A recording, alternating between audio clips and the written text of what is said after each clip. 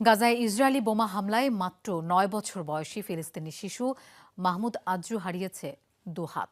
তবু হারায়নি বাঁচার অদম্য তাগিদ। ছোট্ট এক জীবন সাক্ষী ভয়াবহ সব বিভীষিকার। তবুও নিজ চেষ্টাতেই বেশ স্বনির্ভর শিশুটি।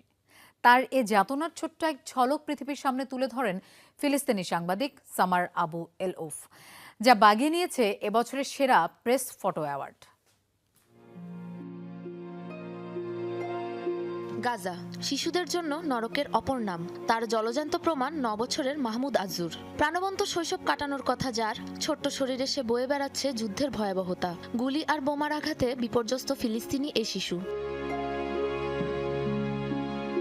গেল বছর মার্চ মাস, তুঙ্গে ফিলিস্তিনে চলমান ইসরায়েলি বর্বরতা। সে সময় বাবা মায়ের সাথে গাজায় বাস করত মাহমুদ। ইসরায়েলি সেনাদের তুমুল বোমা বর্ষণে গুড়িয়ে যায় তাদের বাড়ি। বোমা আঘাত হানে তার ছোট্ট শরীরে, হারায় দুহাত।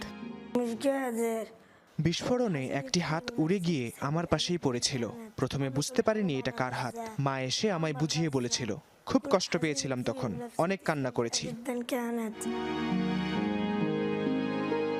তবে এখানেই শেষ হয়নি তার বিষাদের যাত্রা। পর্যাপ্ত ওষুধ আর চিকিৎসা সরঞ্জামের অভাবে ধুকে ধুকে গাজায় চলছিল তার চিকিৎসা। চেতনানাশক ছাড়াই শরীরে চলে ভয়াবহ সব অস্ত্রোপচার। ব্যথা আতঙ্কে জীবন হয়ে ওঠে বিভীষিকাময়।